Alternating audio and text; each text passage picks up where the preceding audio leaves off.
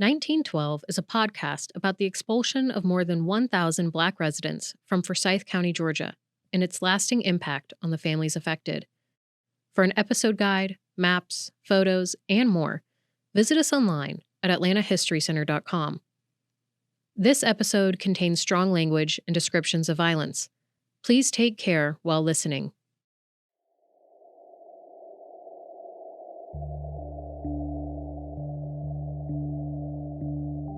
I've described it as a kind of ghost story. The thing that I heard on the playground, on the back of the school bus. I once asked my friend Paul on the bus, why are there no Black people? Why does everybody hate Black people so much? Like, why is it like this? And he said, well, let me tell you. A long, long time ago, there was this girl who was found in the woods, and these Black men had raped and killed her. And in retaliation, all the white people had no choice but to kind of rise up and drive them out. He said that's why there are no Black people in Forsyth and why there never will be.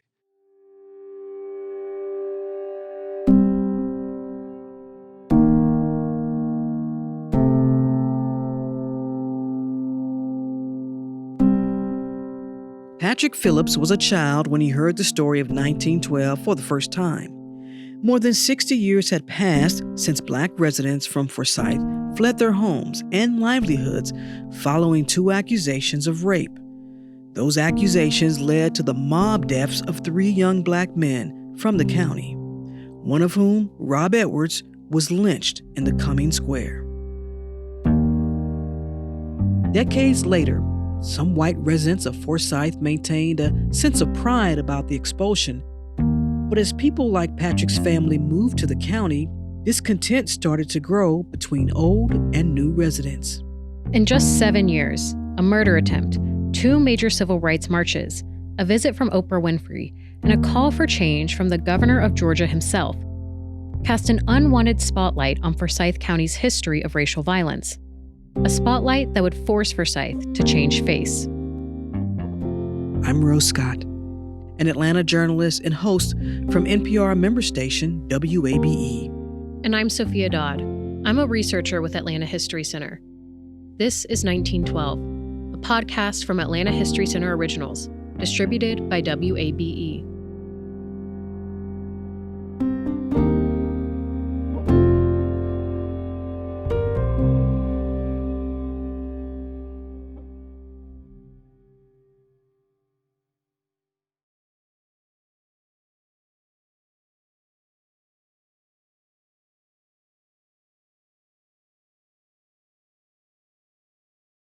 In the summer of 1976, my parents went up to Lake Lanier and had gotten interested in buying property and moving out of the city. And we moved to a house on Lake Lanier in Forsyth County. For the Phillips family, the county was a lot different from their home in metro Atlanta. But for a 6-year-old, the wooded landscape was like an endless playground. When we moved to the lake, there were things that were amazing for a 6-year-old. Like pretty soon I got a motorcycle. I got a little fishing boat. I sort of became a country boy and started rambling around up there a lot. And I loved that part of it. I started at Cumming Elementary, and when I started 2nd grade, it was clear that the culture of the place was very different from where we'd been in Atlanta. I had grown up with my parents, forbidding the kind of racist jokes and kind of racist language that I heard everywhere when I got to Cumming Elementary. So it was a big move in all kinds of ways personally, and then culturally it was a bit of a shock. Patrick was now living in an all-white county.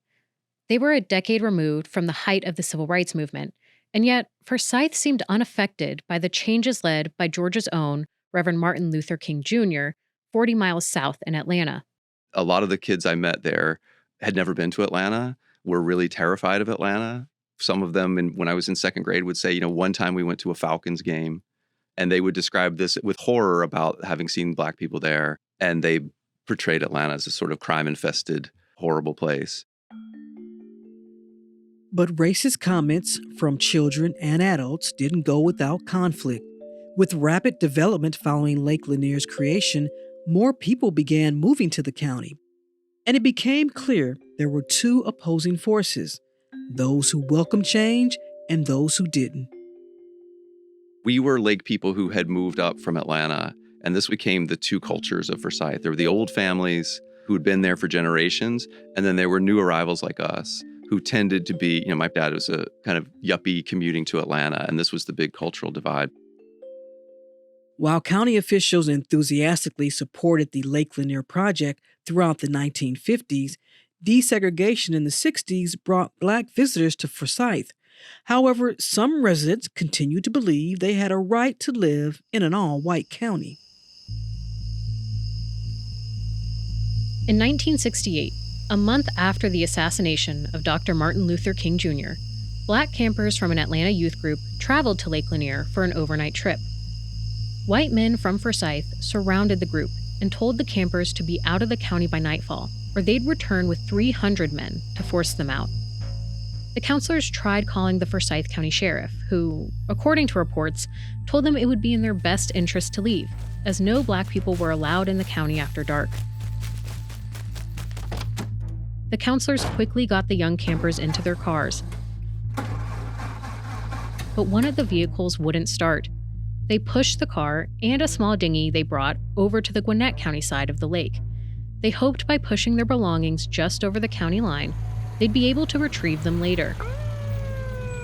When they flagged down a Georgia State Patrol officer to help, he told them they likely wouldn't ever see the car or dinghy again, but they should still leave the area as soon as possible. They did return to retrieve the two items, but as the officer predicted, both were gone. No one was arrested for harassing the campers or stealing their car and dinghy. Prominent business and civic leaders from the county disavowed the actions of the men and claimed the incident was an outlier. Yet in 1977, the sheriff, Wesley Walraven, admitted that some residents of Forsyth County did not want Black people to move in. When Black families called Sheriff Walraven about summer rentals on the lake, he was honest with them about conditions in the county. In the Atlanta Journal, he states, quote, "I tell them they have as much right to be here as anyone, but there may be problems. There's going to be harassment. There's going to be problems in schools if they have kids." In 1979, the Forsyth County News tried to address the history of the county and announced a 4-part series on the events of 1912. But the story was canceled a week later when the living relatives of May Crow, the young woman who was raped and murdered in 1912, stated that a publication on the events would only, quote, harm and embarrass their family. Continued development of the county was creating tension between old and new residents, and eventually, this reached a boiling point.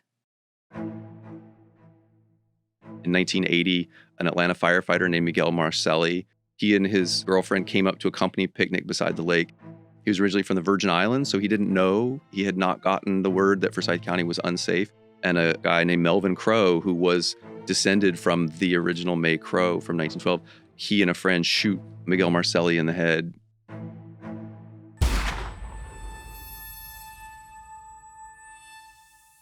He survived it. But the story of Forsyth County is the story of this culture of white supremacy that really did treat the county line like a kind of apartheid state. The violent attack of Miguel Marcelli marked a distinct turning point in the county. Not only did it shine a light on how far some Forsyth residents were willing to go to maintain this all-white population, but it was also the first time a resident was prosecuted for attacking a Black visitor. Melvin Crow was convicted of aggravated assault and sentenced to 5 years in jail. The county's swift action seemed to indicate that this was becoming a different Forsyth County, or at least people hoped.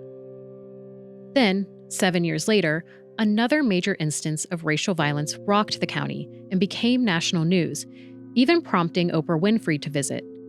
It started when Chuck Blackburn came up with an idea for a peace march in Forsyth. In 1987, I was 16, and my sister, who was 18 at the time, was the one who brought our attention to it. She noticed it in the paper. You have to imagine pre-internet, pre-phone, pre-everything. So the way you found out about things was like flipping the pages of the paper, and she noticed an announcement in the Forsyth County News that there would be this march for Brotherhood.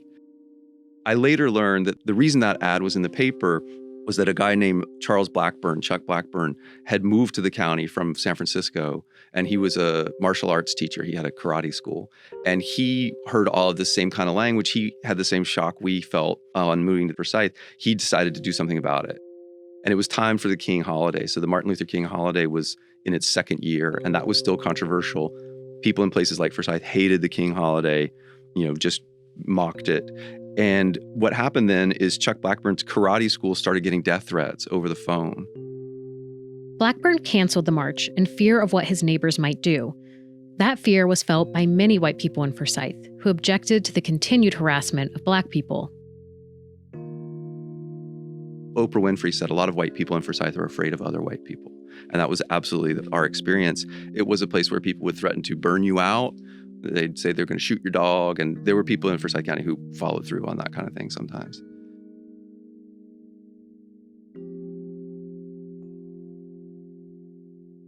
Dean Carter, who lived in nearby Hall County, decided to pick up the effort. He contacted the civil rights activist and former advisor to Dr. King, Hosea Williams, who agreed to join the march. In total, about 75 residents and non-residents met on that cold January morning just off Highway 9. They planned to march to the Cumming Square, where Williams would end the day with a speech. Patrick's family was part of the group of marchers who showed up that day. But the march quickly took a turn for the worse. The marchers were clearly outnumbered by their antagonists who lined the road in a scene that looked like something out of America's darker past.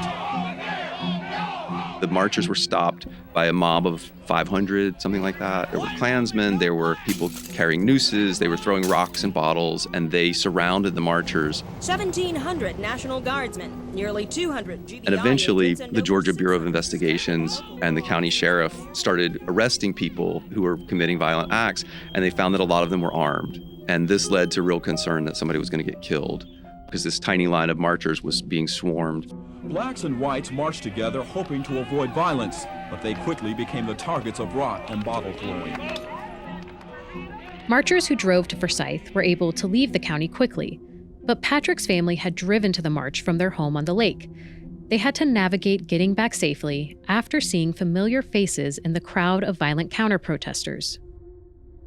I didn't know anyone by name, but when I look at those photographs, I recognize some of the faces in the crowd. We were scared, and the sheriff, Wesley Walraven, helped them get back to their car, and they then drove home and kind of triple-locked the doors. Patrick, on the other hand, had actually slept in that morning. He planned to meet his parents at the Cumming Square. This is where the marchers were supposed to end their demonstration. But after the counter-protesters successfully and violently ended the Brotherhood March, they decided to have a celebration rally on the square. This is where Rob Edwards had been lynched 75 years prior. I was in town thinking that I was at the peace rally, at the Brotherhood rally. I had long hair and a ponytail and earrings and all this. And so I started to realize that I was not at a peace march. I started to see a lot of guys in camouflage. I did see a guy walk by carrying a noose, some people in white Klan robes. And it became clear to me I had stumbled my way into the kind of Klan victory celebration. And they were really whipped up because they had successfully repelled the march. So I took the earring out, tucked my ponytail up under my Braves hat, and basically tried to get back to my truck to get home. But, as I was leaving the square, I clicked on a megaphone and he just screamed, raise your hand if you love white power. And just all these guys were like, whoa, screaming. And I was on the same town square where I had, shop for school clothes every September, where I got my first baseball glove. It was just home. So it was a real shocker. I had known the place was kind of messed up, but at that moment, I really was afraid.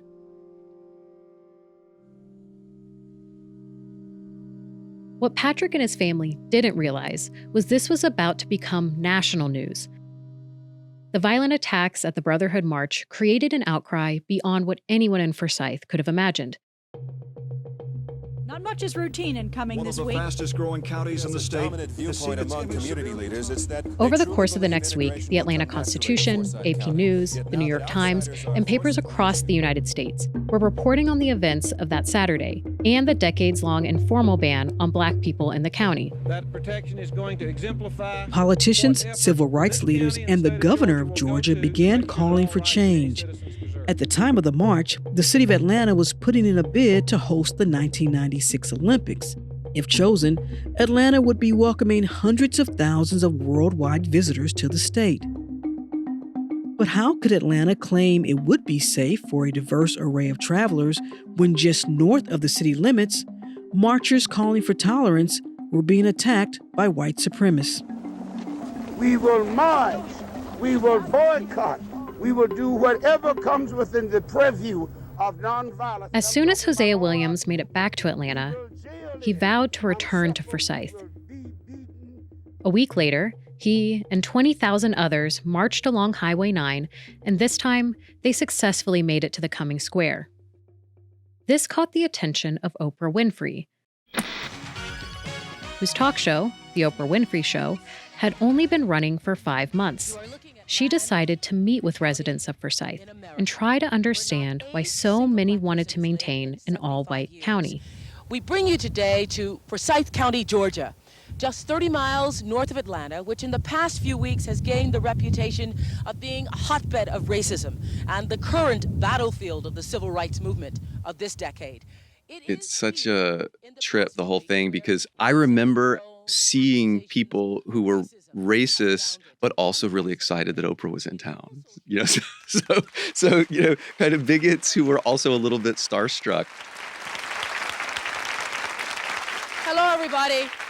I'm Oprah Winfrey, and we watch with the rest of the world the news. She did an amazing job. I'm astonished when I watch it at how far ahead of America she was, because she was really trying to understand these people, because she wanted to hear them talk to her and amongst themselves about what is going on here. And she really wanted to get to the bottom of it. What do you feel when you see that? It really makes me feel ashamed of the way people can act. It's just a disgrace. I'm proud of the people who live here. The ones that I know, they feel the same way I do. It makes you sick. Some residents wanted to see real change in the county, while others believed it was their right to live in an all-white community. But one thing was clear. By the end of the episode, there was no prevailing consensus on the future of Forsyth County. I've noticed in everything I've done all the way back to 1912, which is there is no unanimous agreement. There's plenty of dissent. There was a committee of concerned citizens in 1912 who passed a resolution condemning the violence. There have always been people who condemned and disagreed with this bigotry, but they have too often been silent, or they have too often yielded ground. And I think what happened in 87 with Oprah, there were people who spoke out, but the bigger, strongest emotion was embarrassment and a desire to be done talking about it. Leaders in the county tried to calm criticism by promising that Forsyth was safe for all people. But there were residents who stood next to Oprah and told the world they did not want Black people in their community. They have the right to live wherever they want to, but we have the right to choose if we want a white community also.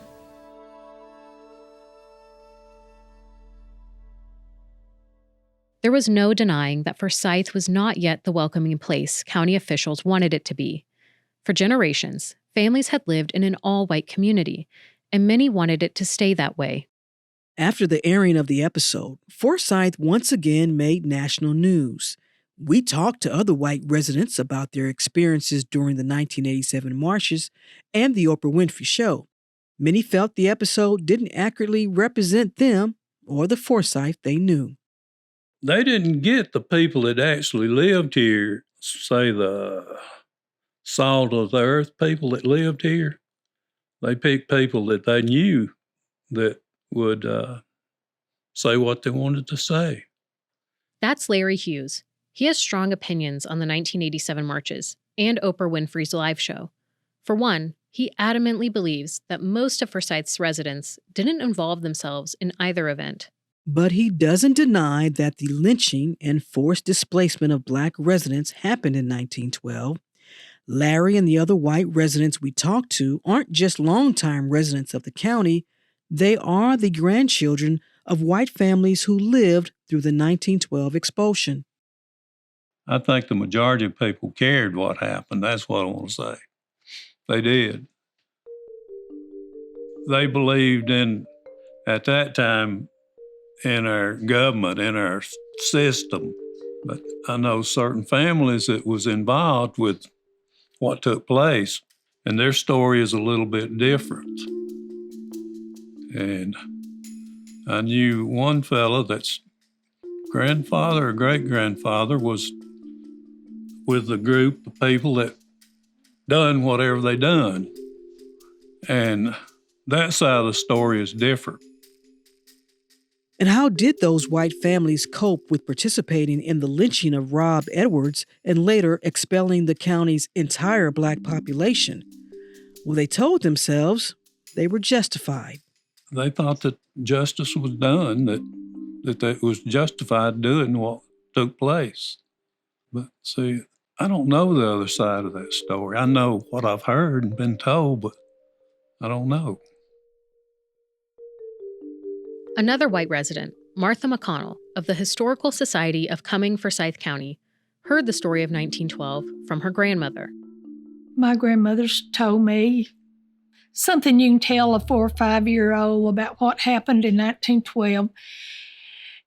And she said the blacks all left Forsyth County.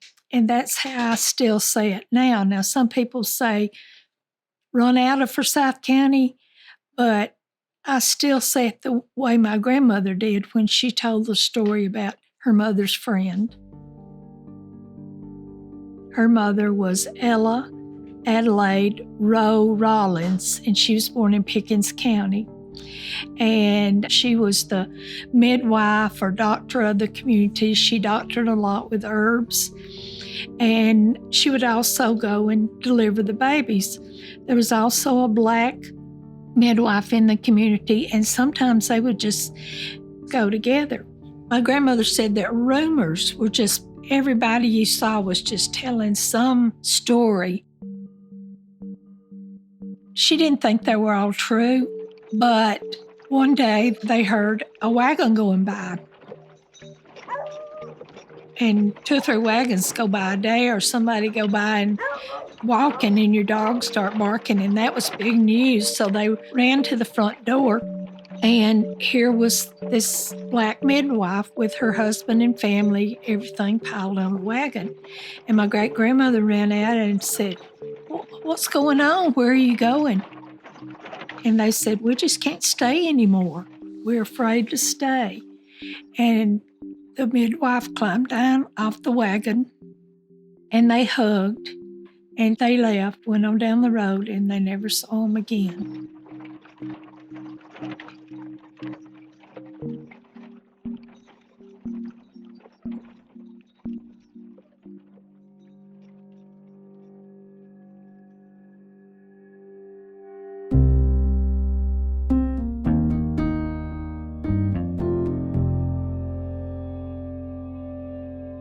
Cover it up. Leave it alone. This is a thing I've heard my whole life, and especially since I wrote Blood at the Root, is people saying, like, how will it ever get better if you don't stop talking about it? We'll be right back.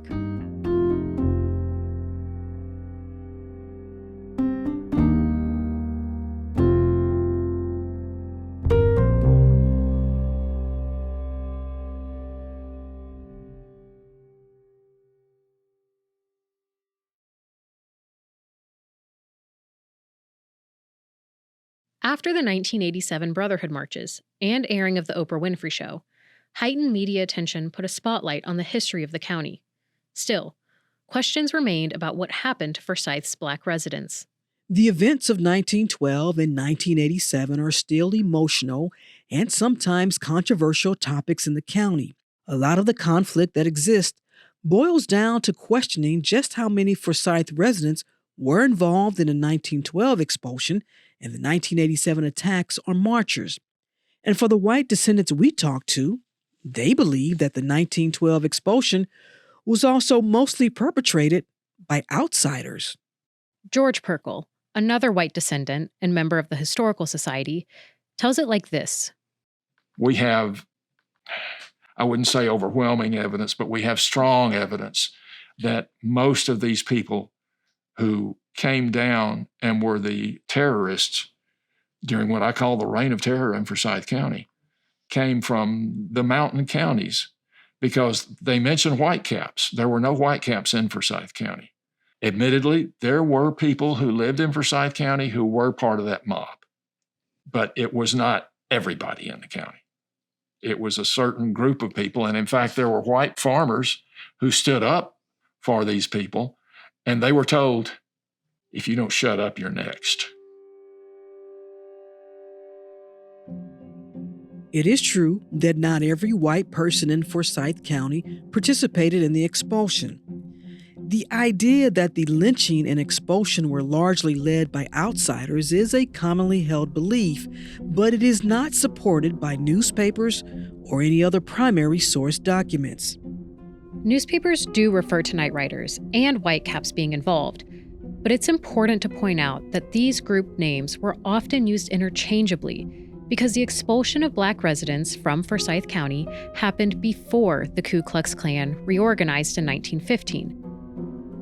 During this time, white supremacists who committed mob violence against Black Southerners were often very loosely called both night riders and whitecaps.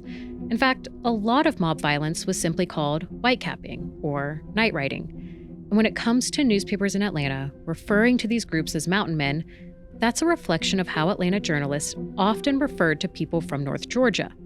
There is one mention of whitecaps from the newspaper, the Dahlonega Nugget, in October 1912. They state the alleged rapes caused the formation of whitecaps in Forsyth, not that they infiltrated the county or were ever an organized group prior to the attacks. The conduct of Negroes in Forsyth County has caused the organization of whitecaps who have notified the Blacks to move out, and where they acted slow about it, their homes were destroyed or damaged. A Negro church was burned to the ground. Another newspaper from October 1912, the Cherokee Advance, defended the actions of white people from Forsyth, stating, "The provocation of the people of Forsyth County on this occasion was great, and they did what Anglo-Saxons have done north, south, east, and west. They formed a mob and took the law into their own hands." Forsyth County is over 200 square miles. To expel every Black resident meant that there had to be local participation. Despite the theory that this was outsiders, newspapers and other first-hand accounts make it abundantly clear people from Forsyth committed this violence. Years after Mae Crow was murdered, one of her friends, Ruth Jordan, wrote a letter to her son detailing the expulsion. An actor reads Ruth's words. The night after she was buried, it seemed like all hell had broke loose. Our family had just gone to bed when houses and churches were set on fire and burned down. This went on every night until no colored was left in the county. It was not the KKK that did this. It was mostly people in the county.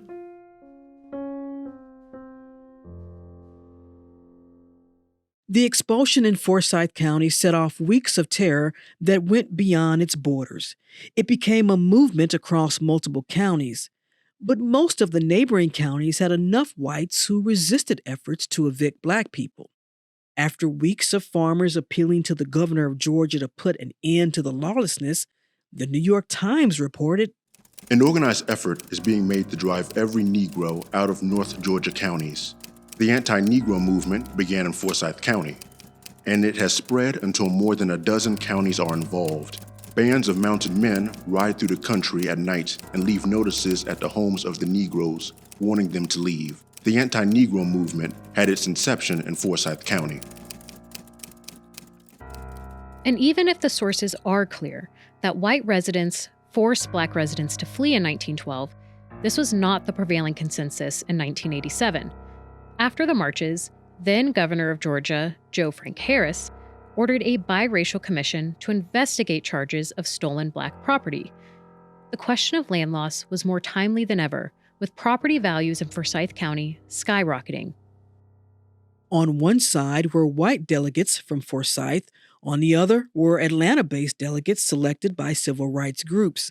Both were tasked with investigating the events of 1912, but unsurprisingly, the two groups came to different conclusions. Forsyth's delegates relied on unfinished research from Donna Parrish of the Historical Society. Parrish presented her findings to the committee and insisted that no Black-owned land was stolen, nor were any Black residents forced to sell their land during the expulsion. Parrish's findings conflict with research conducted by Pulitzer Prize-winning journalist Elliot Jaspin, who we talked about in episode 2. Jaspin found more than one instance of Black residents selling at a loss, and even more instances where Black residents didn't sell at all as they fled the county. Jaspin also found white people from Forsyth paying taxes on formerly Black-owned land as early as 1913 without any deed transfer. Those white residents would later go before a judge and obtain the title through an adverse possession hearing. Even though Parrish admitted her research was not finished, the Forsyth delegates stated they never fact-checked or completed research into the 1912 tax returns and land deeds before submitting their report. In the end, the two sides of the Biracial Commission were not able to come to a unanimous conclusion, and they released separate reports. White delegates don't deny Black people left the county in 1912. Instead, they say this can only be, quote, partially attributed to the racial violence. They argue economics played an equal role in Black residents leaving the county. In other words, the entire Black population left for better jobs. Using Parrish's research, they came to this conclusion, quote, the charge of unlawfully taken land resulting from the events of 1912 is an allegation without sufficient foundation or fact. The Black community must face the proposition that many of its problems are based in socio-economic and cultural matters, end quote. On the other hand, delegates from Atlanta focused on real and personal estate when evaluating property loss. While they conducted interviews with descendants for their report, they never analyzed the 1912 tax returns, nor did they directly challenge Parrish's claims. And this left Donna Parrish's research as the last word on Black-owned land. It's important to note that Elliot Jaspin started his research in the late 1990s, long after the coalition concluded their findings. He didn't publish his book until 2006, so for nearly 20 years, Parrish's claim that most Black property owners simply sold their land and left was a prevailing theory. But the biracial coalition weren't the only ones looking into this issue. The Attorney General, Michael Bowers, wrote his own report, which he submitted to Governor Harris in 1987. Bowers stated too much time had passed for former Black landowners to make any civil claims. But he did outline the possibility of new legal remedies or programs. While reparations continue to be a contested and often controversial topic, there are legal precedents for settling property disputes at the federal level. Mike Bowers cited previous settlements to the U.S. government made with Alaska Native Americans and Japanese Americans. Because the current legal system wouldn't be able to address former Black residents' claims, the Attorney General pointed out that lawmakers could. Atlanta delegates urged Governor Harris to continue looking into the matter, but he never did.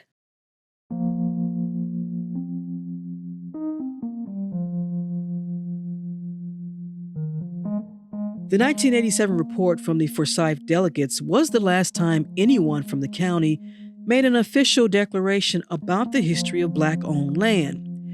But the narrative presented in the report falls short of what Black residents experienced in the fall of 1912. In some ways, the report created its own myths about the history of Black residents in Forsyth County, a myth which mirrors the ones surrounding Lake Lanier today.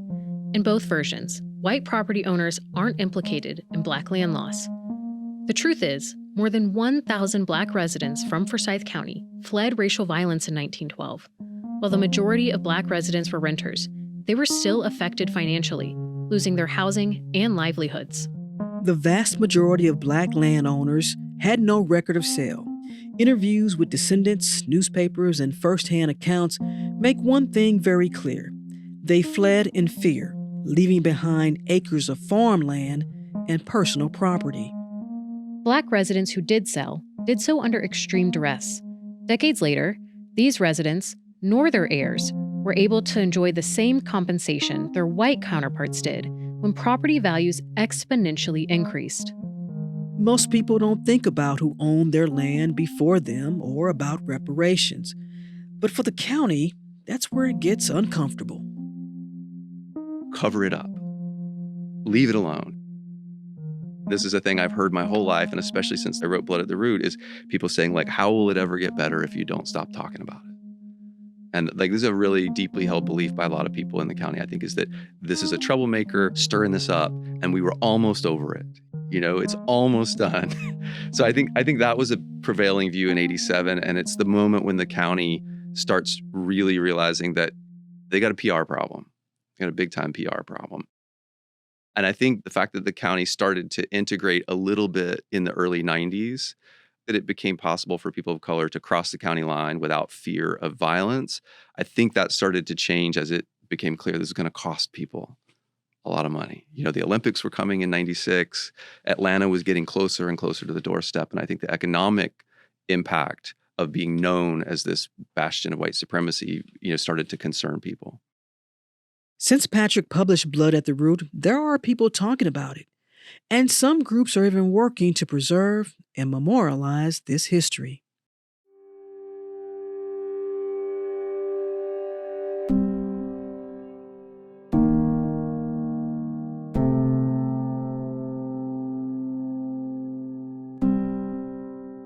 Anytime I'd come out to play, they would sing like this little song, and I don't want to say it, but they would say, "The KKK is getting bigger, grab a stick and hit and say the N-word." Next time on 1912.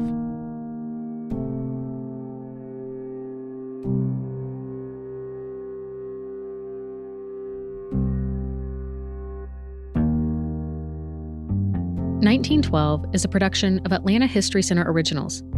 Christian Weatherspoon is our executive producer. Sophia Dodd and Samantha Young are our producers. Episodes were written and researched by Sophia Dodd. Our show is edited by Mike Voulgaris with Samantha Young and Michael Petrobon. Content support by Tiffany Hart. Additional support provided by Paula Shagnon, Atlanta History Center marketing team, and Atlanta History Center staff. Studio and field recording by Michael Petrobon and Linda Spears. Music is from Blue Dot Sessions and Epidemic Sound. A special thank you to descendants and participants of this podcast who shared their time and stories with us. Visit us in person at Atlanta History Center to see descendant photos and family histories, which are on display through 2025 and can also be seen on our website, atlantahistorycenter.com. You can find us on Facebook, Instagram, and Twitter at Atlanta History Center, and on YouTube at Atlanta History. 1912 is distributed by WABE. Listen at wabe.org/1912 or any place you find podcasts.